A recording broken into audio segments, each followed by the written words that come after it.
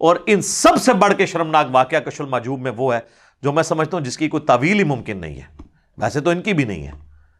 وہ صحو اور سکر کے چیپٹر میں انہوں نے جنید بغدادی کے صحو کو، صحو کرتے ہیں جو آپ پوری ہوش و حواس میں کوئی کام کریں، ایک صحو ہوتا ہے سین کے ساتھ، وہ ہوتی ہے بھول، جو سجدہ صحو بھی ہے، بھول کے 2 سجدے کرتے ہیں۔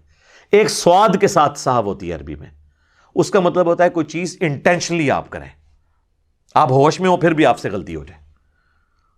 تو وہ صوفیاء میں جو جنیدی سلسلے کے اسکول آف تھاٹ کے لوگ ہیں وہ صحو کو مانتے ہیں، اور اس میں دلیل وہ لے کے آتے ہیں کہ حضرت داؤد علیہ السلام کی بھی تو نظر ایک دفعہ اپنے صحابی کی بیوی اوریہ پہ پڑی اور وہ ان کو پسند آ گئی نعوذ باللہ، اور پھر انہوں نے اسے جنگ میں مروا کے خود اس سے شادی کر لی۔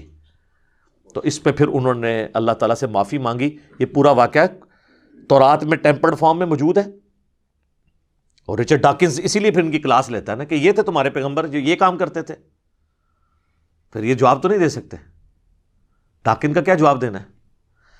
تو یہی واقعہ کشف المحجوب میں لکھا ہوا ہے، اور اس سے انہوں نے لکھا کہ جنید بغدادی کا صاحب اس واقعے سے ثابت ہوتا ہے، اور اس میں حضرت داؤد علیہ السلام نے توبہ کی۔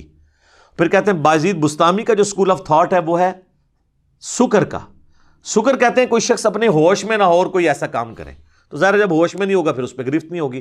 تو کہتے ہیں کہ بایزید بستامی جو ہے وہ سکر کے اسکول آف تھاٹ کو فالو کرتے تھے، اور اس کی دلیل ہے نبی صلی اللہ علیہ وآلہ وسلم بھی حالت سکر میں ایک دفعہ آپ کی نظر اپنے صحابی اور اپنے منہ بولا بیٹا زید ابن حارثہ کی بیوی نعوذ باللہ زینب کے اوپر پڑی، اور وہ ان کو پسند آ گئیں، اور اللہ نے پھر زید کے دل میں اپنی بیوی کی نفرت ڈالی اور اس نے اس کو طلاق دی، اور پھر خود شادی کر لی حضور علیہ السلام نے نعوذ باللہ۔ یہ پورا واقعہ ہے، ظاہر پورا تو انہوں نے لکھا، فل ان دی بلینکس تو پتہ ہی ہے وہ واقعہ کیا ہے، لیکن لکھا کہ بھی ہمارے پیغمبر کی سکر کی نظر پڑی تھی، اس لیے اس کے اوپر کوئی گرفت نہیں ہے، اور بازید کو بچانے کے لیے رسول اللہ صلی اللہ علیہ وآلہ وسلم کو تختہ مشق بنایا انہوں نے۔ یہ کفریہ واقعہ کشف المحجوب میں آج بھی پرنٹ ہو رہا ہے، اور ہمارے وہ بابا جی اب تو فوت ہو چکے ہیں، ان کے پچھلوں کو بھی میں نے بار بار کہا ہے کہ آپ لوگ جس مزار سے یہ ساری ریلیاں نکالتے ہیں ادھر یہ کتاب بک رہی ہے، انہی کی لکھی ہوئی ہے، چلیں ان کے بارے میں ہم 1 ٹن حسن ظن رکھ لیتے ہیں کہ انہوں نے نہیں لکھی تھی،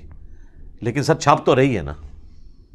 اور وہ بابا جی تو لہراتے تھے اور کہتے تھے کہ جس کا کوئی مرشد نہیں یہ کتاب پڑھ لے، اس میں تو یہ لکھا ہوا ہے۔ لیکن نجی محفلوں میں یہ مانتے ہیں۔ پاکستان لیول کے ایک بریلویوں کے مفتی ہیں اور بہت بڑے مناظر ہیں، میں نام نہیں لیتا، انہوں نے مجھے خود یہ بات کہی کہ یہ بالکل گستاخانہ واقعہ ہے، اور میں نے رسول اللہ کا کلمہ پڑھا ہے، داتا صاحب کا کلمہ نہیں پڑھا ہوا، میں اسے لانے برات کرتا ہوں۔ لیکن میں نے ان کو کہا کہ آپ اس پہ ایک ویڈیو بنائیں، وہ کہتے ہیں کیوں مروانے لگے ہو یار، مجھے میری عوام نہیں چھوڑے گی مجھے۔ خیر ان سے بھی بڑے ایک بہت بڑے عالم ہیں، وہ تو لکھ گئے ہیں انجانے میں، پیر کرم شاہ صاحب الازہری، جن کا ترجمہ میں نے سامنے رکھا ہوتا ہے جمال القرآن جب میں درس قرآن کرتا ہوں، بحیرہ شریف والے، جن کے لاکھوں سٹوڈنٹ ہیں دنیا میں، سب سے بڑا ان کے لائق ترین سٹوڈنٹ میں سے ڈاکٹر طاہر القادری صاحب ہیں، پیر کرم شاہ صاحب کے سٹوڈنٹ ہیں وہ۔ اور پیر کرم شاہ صاحب نے 1947 میں جب پاکستان بنا تھا اس سال انہوں نے دورہ حدیث کیا تھا اعلیٰ حضرت کے خلیفہ نعیم الدین مراد آبادی کے پاس، یہ اور مفتی احمد یار نعیمی، یہ دونوں کلاس فیلو تھے۔ انہوں نے ضیاء القرآن کے اندر سورۃ الاحزاب کی تفسیر میں جہاں زید ابن حارثہ کا ذکر آتا ہے، وہاں انہوں نے لکھا ہے کہ کافروں نے سازش کر کے ہماری کتابوں میں یہ واقعات داخل کیے ہیں، یہ زید ابن حارثہ کا اور رسول اللہ صلی اللہ علیہ وسلم کا وہ جو معاملہ ہے، انہوں نے تو اسے کافروں کی سازش قرار دیا ہے تصوف کی کتابوں میں۔ لیکن وہی پیر کرم شاہ صاحب ہیں، انہی کے مکتبہ ضیاء القرآن سے وہ چھپ رہی ہے کشف المحجوب، اور اس کا مقدمہ بھی پیر کرم شاہ صاحب نے لکھا ہے اور کہا یہ بڑی اچھی کتاب ہے۔ میرا خیال ہے انہوں نے پڑھی تو ہوگی نہیں، اگر پڑھی ہوتی تو کم از کم یہ ہائی لائٹ تو کرتے۔ اچھا دیوبندیوں کو میں ایک ایج دوں گا، دیوبندیوں نے بھی کشف المحجوب کا ترجمہ چھاپا ہے، ان کے وہ بڑے صوفی بادصفا ہیں عبد الرؤف صاحب، یہ دونوں ترجمے ہمارے پاس پڑھے ہیں، اس میں انہوں نے نا فٹ نوٹ پہ لکھ دیا ہے، یہ صحو اور سکر کے واقعے میں انہوں نے لکھا ہے کہ نہ جانے کیوں صوفیاء اس قسم کے واقعات سے سہارا لیا کرتے تھے، یہ پیغمبروں کی شان یہ واقعات نہیں ہے۔ اس نے اپنے ایمان کا اظہار کیا ہے، لیکن اس نے یہ بھی مانا کہ صوفیاء نے لکھے ہیں، اس کے بعد اس کو یہ کہنا چاہیے تھا کہ جو رسول اللہ کا گستاخ ہو میں اسے بزرگ ماننے کے لیے بھی تیار نہیں ہوں، یہ بھی کہنا چاہیے تھا نا، ٹھیک ہے۔ تو وہ اپنا کچھ حصہ انہوں نے رکھ لیا تاکہ پتہ چل جائے کہ یار یہ بھی ہم نے کیا ہے. اور پیر کنی شاہ صاحب نے بھی علیحدہ سے تو مانا ہوا ہے، لیکن یہاں انہوں نے مقدمہ پورا لکھ دیا اس کے حق کے اندر. تو یہ بھی ہم نے بار بار اس کو ہائی لائٹ کیا کہ خدا کے لیے یہ ان کتابوں میں سے، بلکہ ان کتابوں کی پرنٹنگ بند کریں. ان کتابوں کے اندر تو بہت کچھ لکھا ہوا ہے، یعنی میں پورا ایک لیکچر دے سکتا ہوں کہ 90% سے زیادہ جو ہے نا اس کے اندر کہانیاں ہی لکھی ہوئی ہیں. اگر آپ نے وہ کہانیاں سننی ہیں تو ہمارے سلمان مصباحی صاحب اکثر اسی میں سے واقعات بیان کرتے رہتے ہیں، تو وہ آپ سن سکتے ہیں، آپ خود پڑھ بھی سکتے ہیں. ہمیں تو ان چیزوں کے ساتھ جو رسول اللہ کو اٹیک کرنے والی چیزیں ہیں نا، نعوذ باللہ من ذالک، ایٹ لیسٹ اس کے تو اوپر ہم بات کریں گے نا. اب آپ دیکھیں یہ جو میں نے سب سے خطرناک عبارت بتائی ہے کشف المحجوب کی، صاحب اور سکر والی، زید بن حارثہ والا واقعہ، تو اس کی ایک بریلویوں کے چھوٹے سے بچہ ہے، وہ میں اس کو مفتی بھی نہیں کہتا، مولوی ایک چھوڑا انہوں نے، اس نے تعویل کی ہے. وہ کہتا ہے اس طرح کی گستاخی تو صحیح مسلم میں بھی موجود ہے.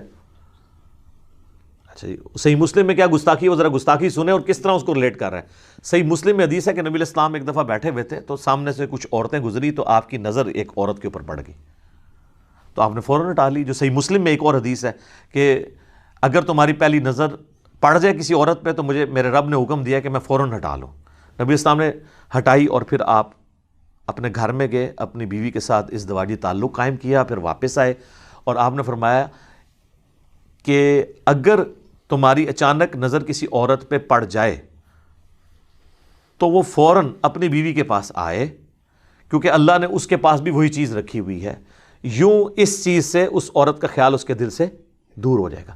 تو بالکل یہ ایک نارمل بات ہے جو نبی علیہ السلام نے کی ہے.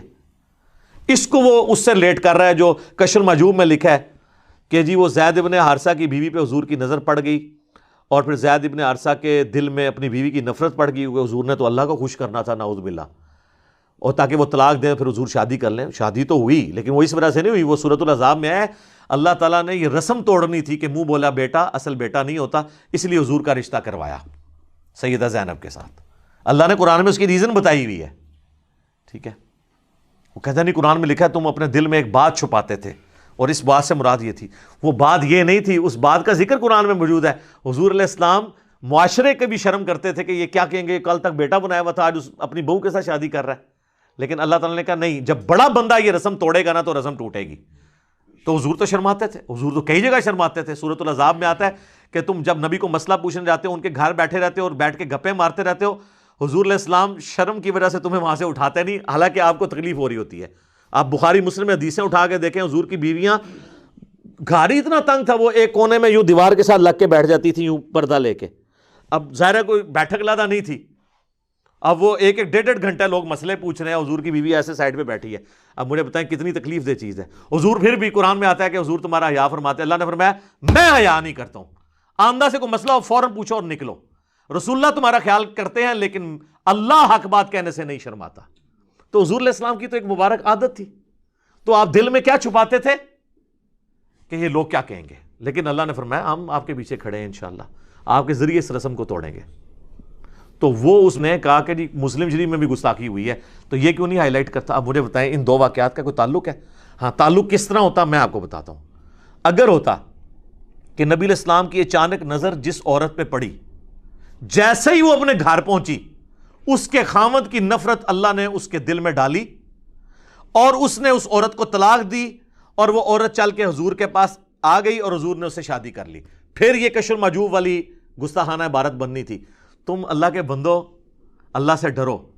ایک گدھے کے اوپر کالی اور سفید لکیریں پھیر کے زیبرا نہیں بنایا جا سکتا.